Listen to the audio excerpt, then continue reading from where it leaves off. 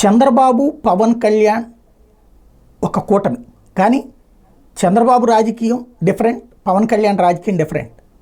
పవన్ కళ్యాణ్ జగన్ అనేటువంటి వ్యక్తి నచ్చలేదు కాబట్టి చంద్రబాబుకి మద్దతు ఇస్తూ ఉన్నారు. అట్లాగే తనకి బలం చాలట్లేదు కాబట్టి ఒకళ్ళ బలం ఒకళ్ళు ఇచ్చిపుచ్చుకుంటే ఉపయోగం అన్నటువంటి రూట్లోనే కూటమి నడుస్తుంది. అసలు పాయింట్ ఏంటంటే పవన్ కళ్యాణ్కి అయితే అరాచక రాజకీయం అంగీకారయోగ్యం కాదు. జగన్ అట్లా చేస్తున్నాడన్న కోపంతోనే జగన్ని వ్యతిరేకించారు. ఆ వ్యతిరేకించినందుకు తన మీదనే కేసులు పెట్టడంతో ఆగ్రహించి తను చంద్రబాబుకి మద్దతు ఇచ్చినటువంటి పరిస్థితి. భారతీయ జనతా పార్టీ చంద్రబాబుని కలిపినటువంటి పరిస్థితి.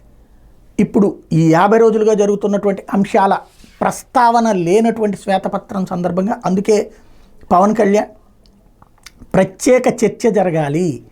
ఆయన నిన్న మాట్లాడింది చాలా బాధ్యతాయుతమైనటువంటి అంశం. ప్రతి పోలీస్ అధికారి పోలీస్ స్టేషన్ మీదన రాజకీయ ఒత్తిడి ఉండకూడదు. 2004కు ముందు చంద్రబాబు పాలనలో అధికార పక్షం వాడు కూడా ఎవడు పోలీస్ స్టేషన్ దగ్గరికి వెళ్ళేవాడు కాదు. వెళ్తే పార్టీ నుంచి వార్నింగ్ ఉండేది. అలాంటి వాతావరణం కావాలి. Police SI, CI, ACP, DCP, commissioner లేదా ఏఎస్పీ, డిఎస్పీ ఇట్లాగా వాళ్ళందరికీ కూడా ఎస్పీ వీళ్ళందరికీ పూర్తి స్వేచ్ఛ ఉండాలి. ఏది నిజమైతే అదే కేసు పెట్టాలి. అబద్ధాలైతే కనుక ఆ కేసుని పక్కన పెట్టాలి.